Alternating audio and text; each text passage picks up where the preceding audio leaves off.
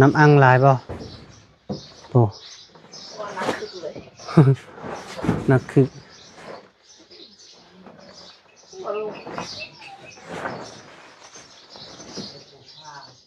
อะไรดีโดย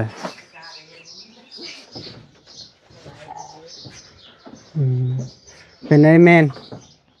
มาซิดผมให้เบิ่งมา มาซิดได้เบิ่งเนาะ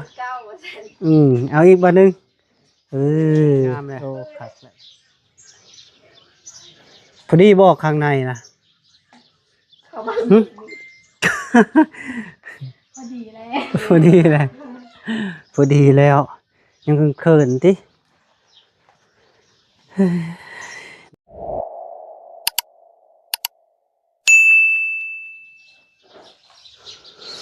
เอาพี่น้องเนาะพอดีบอกแก้วขึ้นมากับพอดีตอนเที่ยงพี่น้องเนาะพอดีมาเบิ่งสร้างเพิ่นก็โบกข้างนอกถือว่าเรียบร้อยแล้วพี่น้องเนาะยังอีกบ่โดนถือว่าจะสำเร็จแล้วพอดีบอกแก้วสิพา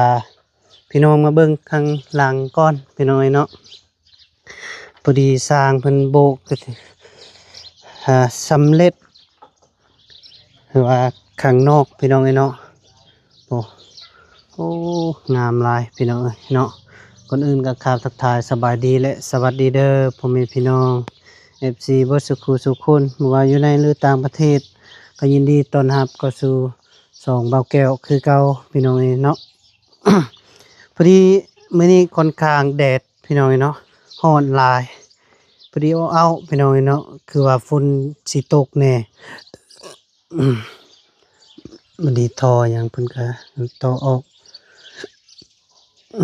สภาพก็ซ้ำนี่ล่ะพี่น้องเนาะก็ยังว่าเพิ่นเก็บยังบ่ทันสำเร็จปานใดพี่น้องเนาะโอ้พอดีทางในเพิ่นก็โบกแล้วโบกแต่ว่าเพิ่นยังบ่ทันปาดพี่น้องเนาะปูนยังบ่ทันแห้ง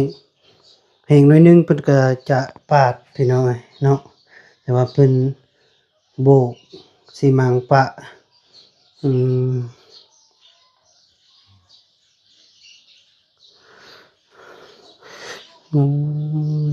พี่น้องพอดีเพิ่นก่อแล้วนี่ก่อเพราะว่าเพิ่นสิเทบอลสิตังวิทย์ตังหัวสวบนี่แหละพี่น้องเนาะเพิ่นเทแล้ว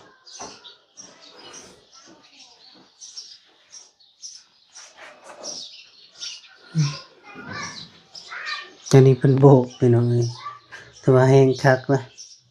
ทางนี้นี่ทางน้องจุมซักว่าจะทับกอไม้เพิ่นก็ทับกอไม้อีกพี่น้องเนาะก็ถือว่าสำเร็จแล้วมีแต่เพิ่นสิโบกสำหรับมื้อนี้การโบกถือว่าแล้วพี่น้องเนาะเบิ่งก็คือว่าแล้วอยู่มื้ออื่นนี่ก็จะเพิ่นสิดำเนินเป็นแบบใดยังบ่ฮู้พี่น้องเนาะก็สิเป็นคันเพิ่นเก็บแล้วก็ประมาณเพิ่นสิปูกะโลต่อปูกะโลแล้วก็หรือว่าเป็นสิเฮ็ดแนวใดก็แล้วแต่ของสร้างพี่น้องเนาะหรือว่าเพิ่นสิพักพรซะก่อนบ่หรือว่าในใดก็ยังบ่ฮู้ที่แท้ก็มีแต่เพิ่นเก็บแล้วก็เก็บเรียบร้อยมีแต่ว่าเพิ่นสิปูกะโลแล้วก็ติดบ้านแล้วเพิ่นก็สิติดกะโลแล้วสิทาสีพี่น้องเนาะสีก็บ่เกี่ยวยังบ่ทันเอาไปเปลี่ยนเพราะว่าเพิ่นอยากได้เป็นสีฟ้าพี่น้องเนาะเพิ่นบ่อยากได้สีขาวเพราะว่ายามมันเปื้อนเวลาฝนตกมันอาจจะผะพี่น้องเนาะอืม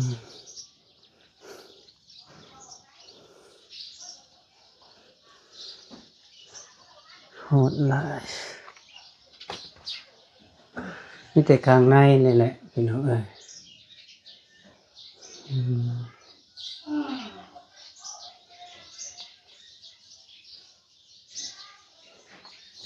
คือสิแห้งนะครับพี่น้องปาดได้แล้วทีนี้ปาดได้สร้างก็หากินข้าวแล้วทีนี้พี่น้องเนาะเพิ่น นอนพักผ่อนนอนเหยียดแข้งเหยียดขาเพิ่นว่าครั้งนี้เพิ่นปาดแล้วอืมครับ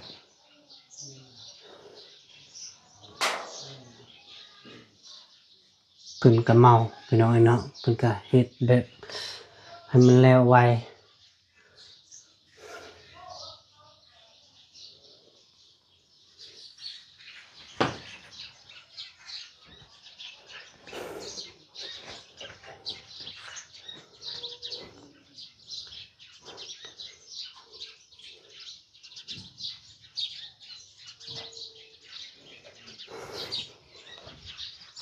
ส่ง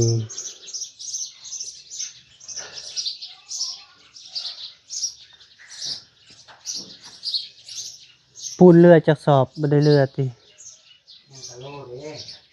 อืมกะโลนี่ก็สิได้ปูบ่ข้างนอกนี่ถ้าว่ามันเรือน่ะปูบ่นี่นะบอลสิเกาะออกนี่ บอลสิเกาะออกหรือว่าสิบ่ปูบ่อืม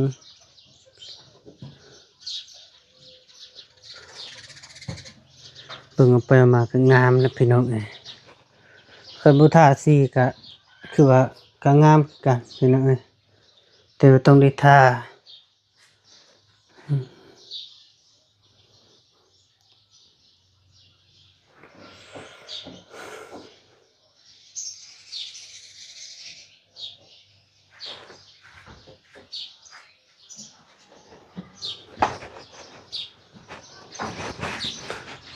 มื้อนี้อาจจะเก็บ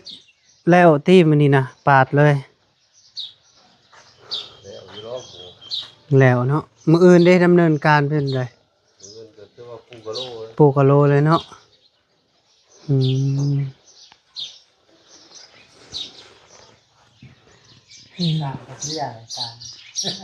สร้างเพียบ่ สร้างเพียแล้วบัดนี้เฮ็ดจังได๋บ่ได้แกะบ่อืมโดยเบิ่งพี่น้องเอ้ยเนาะขึ้นไปเบิ่งทางเทิงก่อนถือว่าเพิ่นว่าสิเอาสังกะสีนี่ออกแล้วก็สิแปลงใหม่แล้วว่าจะเป็นจังได๋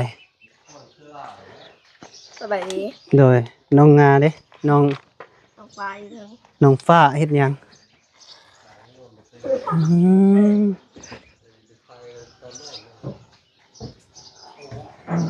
พี่น้องเอ้ยคือว่าคันซ่อมก็ว่าสิซ่อมให้มันเบิดพี่น้องเอ้ยเพราะว่าก็มันคันว่าเอาแต่สังกะสีมาใส่ก็บ่เป็นพี่น้องเอ้ยเพราะว่ามันไม้ดอกเบิดแล้วไม้ข้างนี้ข้างนั้นฝนตกแล้วบ่เป็นตาอยู่เลยเห็นหยังอะน่ะน้ำอังบ่ใส่เอาไว้ฟอยเบิ่งดูน้ำอังหลายบ่โอ้ ว่านักคือเลย นักคือ ว่าลูกสบายดี โดย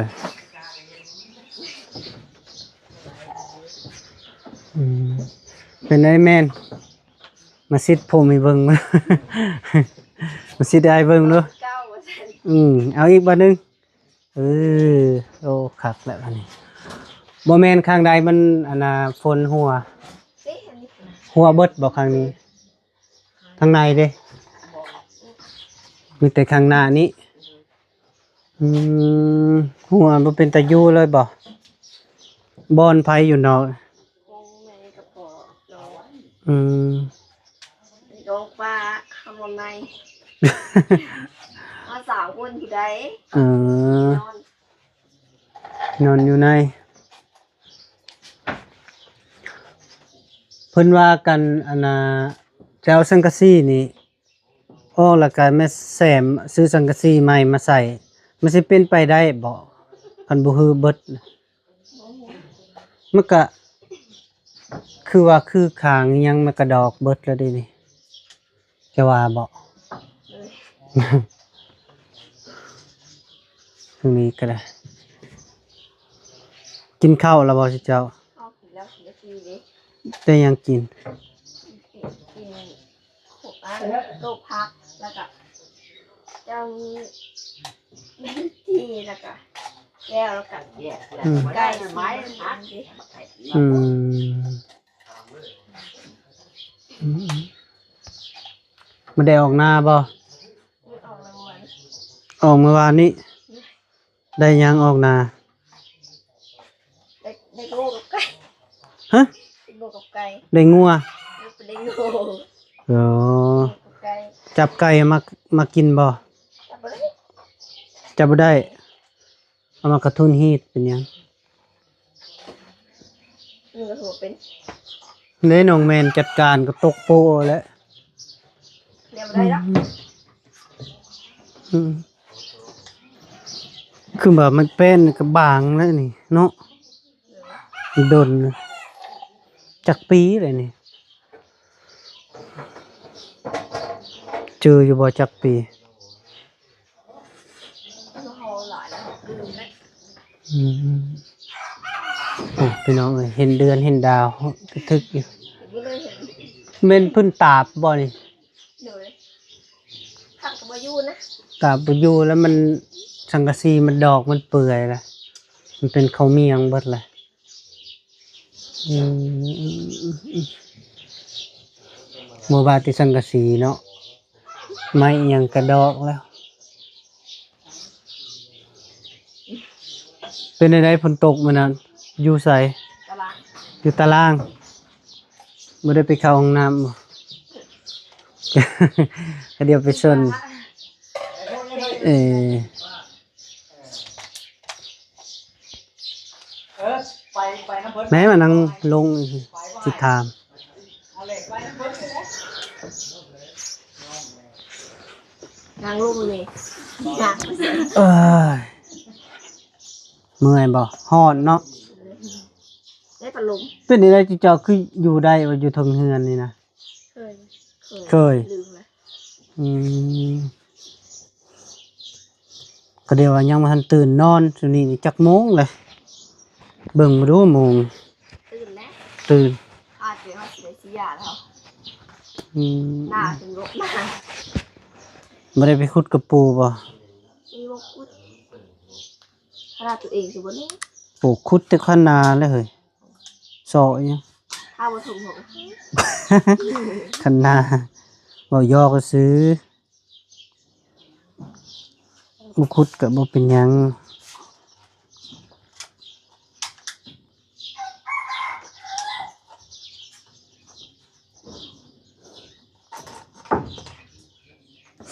เป็นในห้องน้ำอ่ะงามอยู่บ่ เลย บ่ได้มีบอนติติไปเบิ่งหรือบ่ มันกูมัน บ่แม่น2แต่นี้ไปมันก็บ่คักแล้วตอนเพิ่นเฮ็ดก็ยืนเบิ่ง ให้ไปเรื่องใหม่บ่ ให้ไปเบิ่งไปเพิ่นอยากไปเบิ่งได้มันสิคักมาเป็นกำลังใจ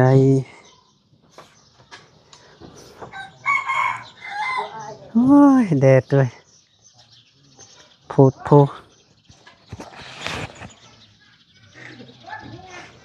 หน้าดำ ว้า นี่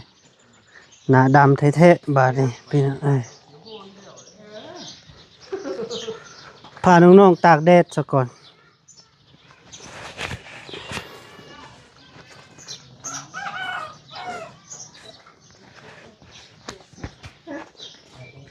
ติบ่ดูข้างได้บ่งาม งามอ้าวยังพันเบิ่งงามเลย เบิ่งเลย พอดีบอกข้างในนะ เข้ามา หึ พอดีแล้ว พอดีเลยพอดีแล้ว ยังเขินๆติเฮ้ยน่ะ น ยังบ่เห็น เพื่อเลยทอนะจะไปใส่ยางเบิ้งแล้วบ่เทิงบ่ทอนี่เทิงบ่เอ้าเฉพาะทอเขียวนะบ่เทิงบ่ทอฟ้าคือตอซะตอให้มันนั่นบ่พอดีเลยทอเขียว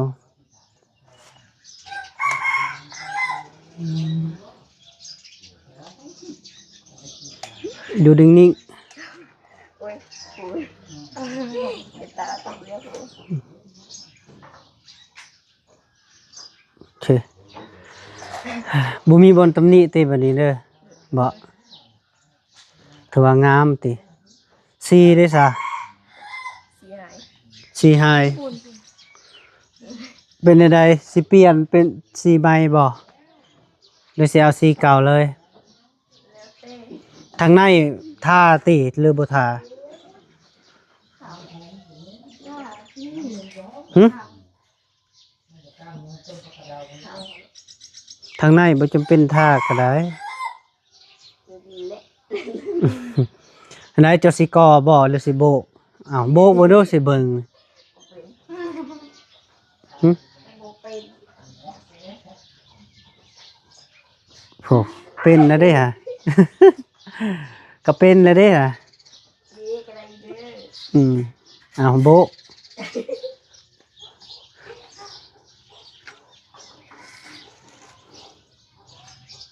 อ่ะหนูเป็นบ่ได้ บ่ได้ ลงงา บ่งามเลยแนวบ่เฮ็ดเนาะ งามตัวเอง ไปเอาบุญดุกะโลแล้วเป็นสีนะมันเหมาะกับอันนี้บ่เอาแจ็คเก็ตหนึ่งยอมาเด้อ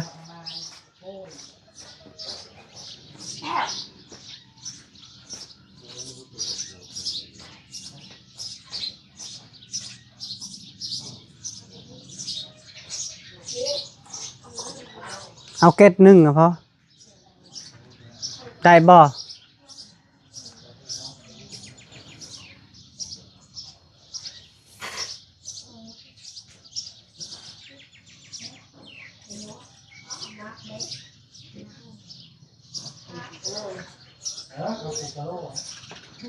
นัก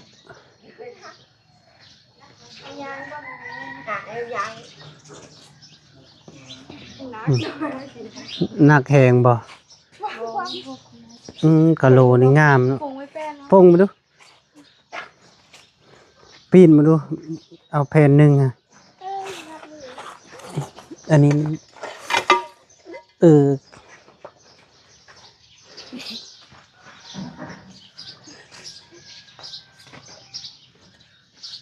งามบ่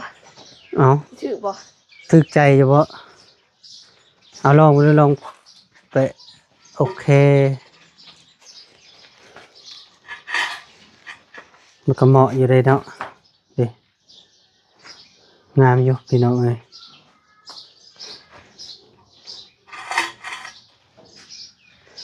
อยู่ในนี่มันเข้าประมาณ3 เก็ตนี่คือสีพอเนาะมันคือสีเหลือใช่ไหม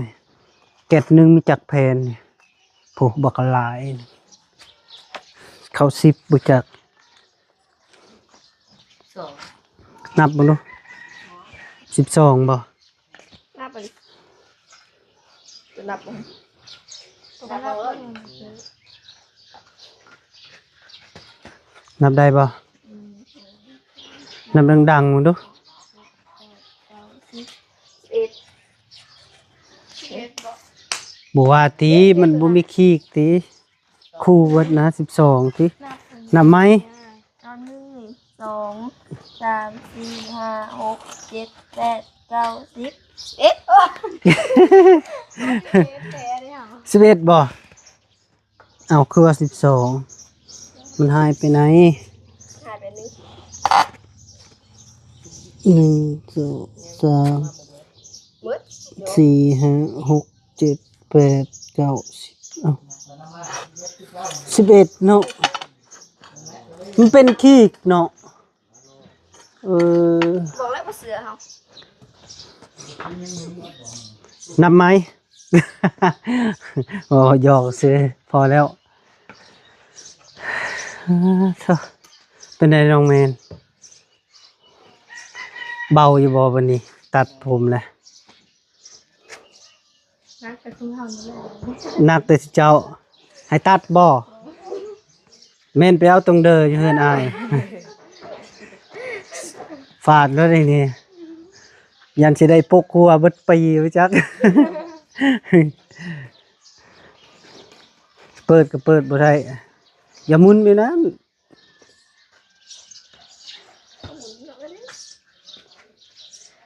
ยังสิเกาะออกเลยเด้เทออกอีกประมาณ50 เซนพอดีเป็นเม็ดเลยนะแทงมาติปูนมาพี่เป็นเม็ดหนึง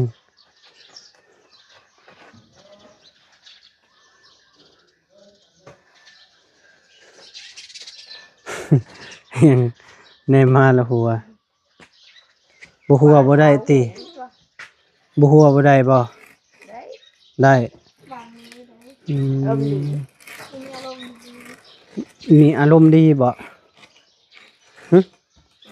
เออ อืมเอาอารมณ์ดีหัวรถ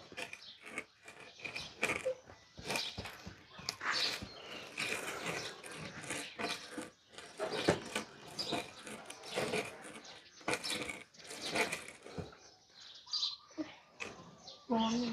หัวตะเคียงเดช ฮอนบัดแข่งแดดแม่นควรเจ้าเอาพ่อแม่พี่น้องเอ้ยเนาะพอดีเบาแก้วมากะมาเบิ่งห้องน้ำกับถือว่าเพิ่นโบกมื้อนี้เป็นสำเร็จพี่น้องเอ้ยเนาะเพิ่นยังสิเก็บข้างในเพิ่นจึงสิปาดเอาขออยู่ดีมีแรงสุขภาพแข็งแรงเจ็บอย่าจนในการแต่ส่วนสู้มาร่ำรวยมาสุขสุขคนโดยบ๊ายบาย